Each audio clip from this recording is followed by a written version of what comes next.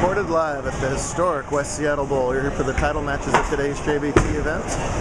Both divisions at once to do, a handicap and scratch. That is Dayton Nicholson, the handicap division top seed. He's taken on Austin Thompson for today's handicap title.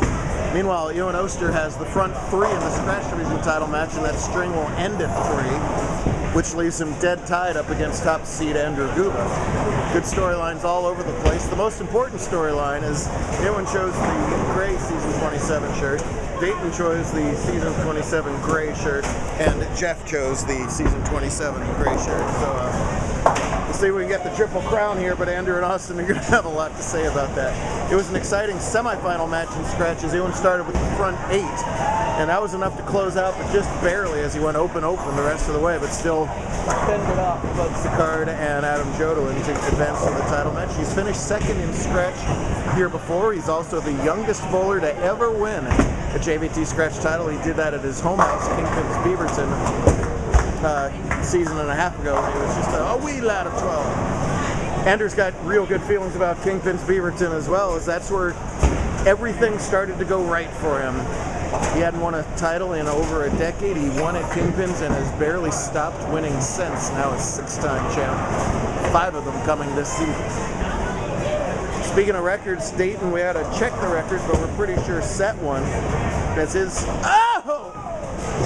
That pin spun around 220 degrees, and it never went 7 degrees off its axis, or else it would have fallen. That's a heartbreaking open for him. There was nothing heartbreaking about his first 5 games, as he went a whopping Read and Weep America plus 382 for his first 5 games, which is easily one of the best all time. We got to double check and see if it was the all-time best. However, the flip side to that is that the wheels completely fell off in the semifinals, shooting only 162 and 153 with pins to barely hold on to first place. And Austin is coming on red hot and also gets 62 pins of handicap, which is always a mental challenge to have to make up that many pins in just one game. Guba sends both the 6-10 over into the 7. Neither one hits it, and with that open, he falls behind by 14 pins.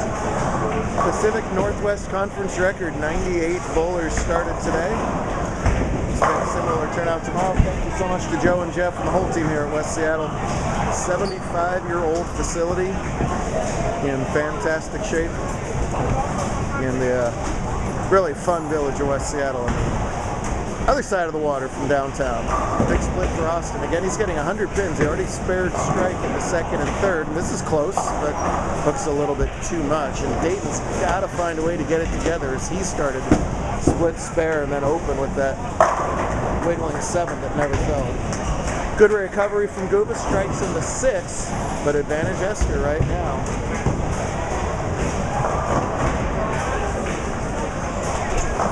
Dayton due to recovery. Had a whole practice session to the left while handicap was bowling their semis, and he has still not found the look, as he darn near 5-7-10s on camera. He bowled on Great Wall of China, which is a upper middle level ratio, but that is plenty for these guys to just destroy him. They turn this into a Great Wall with considerably high cuts, but that's 48 feet in the middle, and the tendency in this house is for that to carry down. That might be down near 60 feet, which leaves them a little cliffed and leaves Dayton in just a mess of trouble, as he leads by 12 and has to make up 62. So 50 more pins in 6 frames. Ewan double to take a commanding lead in that ring in 10. Keeps Guba in the building at least.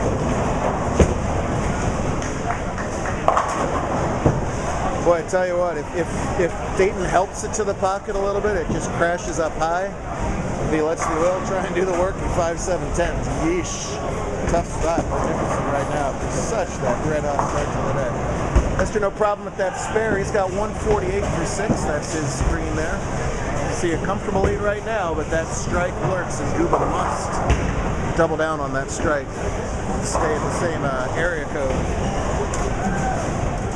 It's 702 for Guba versus 360. Oh boy, hope I didn't screw that up. Sorry, Portland, if I did. This is not only Austin's career first career top 4 finish. This is his first career semifinals appearance. So, and he's built plenty of JBTs. So I don't know what he did differently today, but boy, did it work out well for him. Makeable spare over there. Meanwhile, ring and 10 for Kuba. And now the best Andrew can do is 235. So really, it's still a match, but man, really could have used that strike. That one's got a labor. It does. Whoops, over labors. It's all right. You can afford a few opens there. Andrew, an outstanding spare shooter. Hard and straight with that original burgundy. Trails by 23. 3 frames remaining. Both bowlers on spares. Right back here tomorrow morning, 9 a.m. start. Little March Madness match play later on. Austin leaves another makeable. Pick up a couple of these and just puts a world of pressure on Nicholson. Nicholson will play Bud for the U17 title match in a quickie right after this.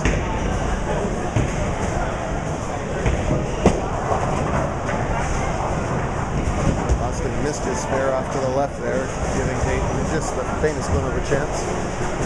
Talk about this silky smooth arm swing of Andrew. He's so soft with his shoulders that didn't work to his advantage. He looks like he's getting the same sort of cliff reaction Dayton's getting. That's a big ball Dayton's throwing too. Well, he'll take them any way they can fall down.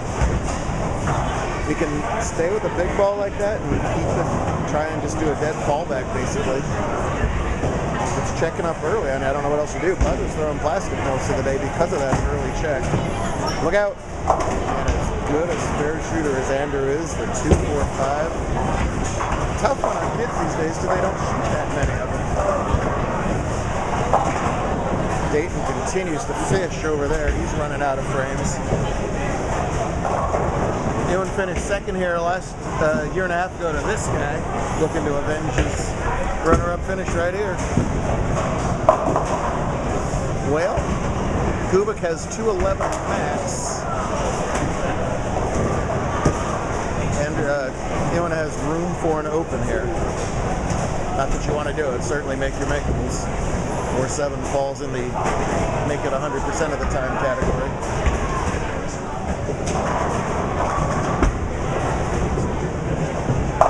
No trouble at the 4-7. Austin being let off the hook here. Oh, and there it is! Joseph!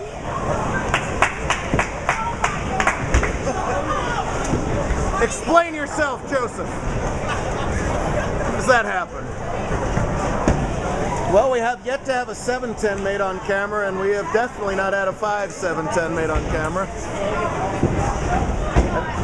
He doesn't need to make it, but what you do is you take a 6-pounder out here and try and get some mega deflection. Well, he could kick the 3-pointer. No, he'll take the 10 out of the rack. He says, whatever. Gives him 82 through 7. No one just needs to fill frames. A finds the ball back.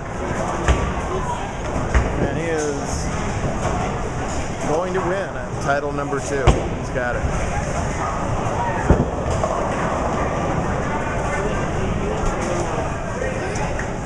Note, by the way, when I screamed Joseph, when I used his full name, he just turned around. He went, What'd I do?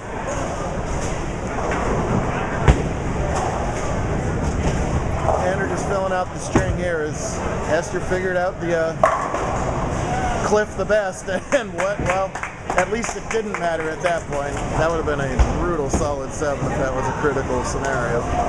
Austin's going to hook by this. Let's take a second here. He's got 89 through 8. Where's it for? There's it. Dayton now leads by 36, and the difference is 62. There is still a version where Dayton comes out on top. Can he figure anything out? Well, he ball changes again, and Brooklyn's again. He'll take it. He's happy about it. You know, what can he do on the left-hand lane to have any chance? Pretty much has to strike it. Second place about as bad as Andrew's done lately. It was a runner-up finish last week, one of the 2 tournaments out in Vegas. That was a high-scoring event. He's got titles when they're hard. He's so versatile and so good. He'll be back. Getting all his bad breaks out of the way now. Solid 7, solid 9. Hayden's close. Doesn't break up everything. It's just a 3. Well, you never know when you're playing these very low average bowlers like Austin is. Austin could strike out, Austin could double gutter out. We hope not, but it's possible. You just got to bowl your own game here. It's a grim scenario, but there are possibilities. They diminish greatly without that double. So they can get 175 max, giving 62. That's 113, which would lock up a win for Austin. Again, he's got 89 through 8. So he does still need to find a marker somewhere.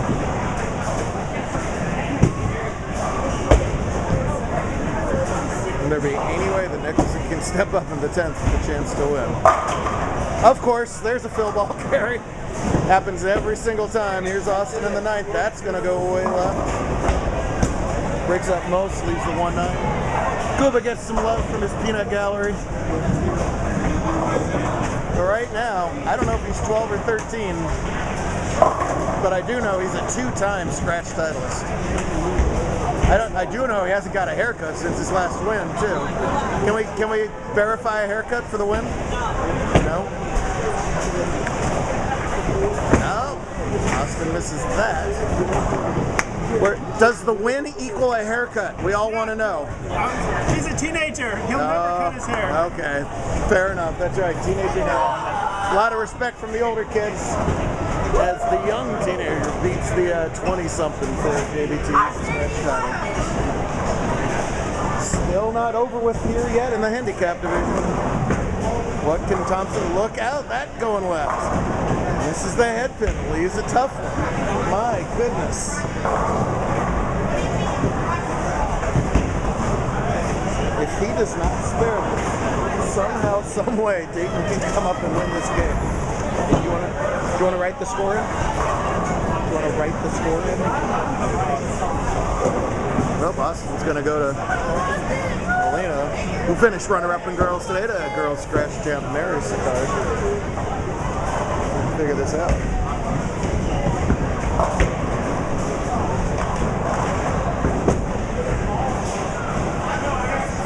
Oh, he covers it.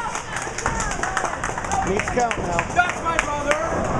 Oh yeah, that's my brother. Let's see for you guys. 175. That's my brother right there.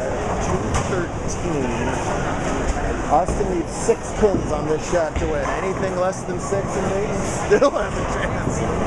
Boy, if Dayton doesn't win, the opportunities were there. Has to get 6. Look out! Gets the 7.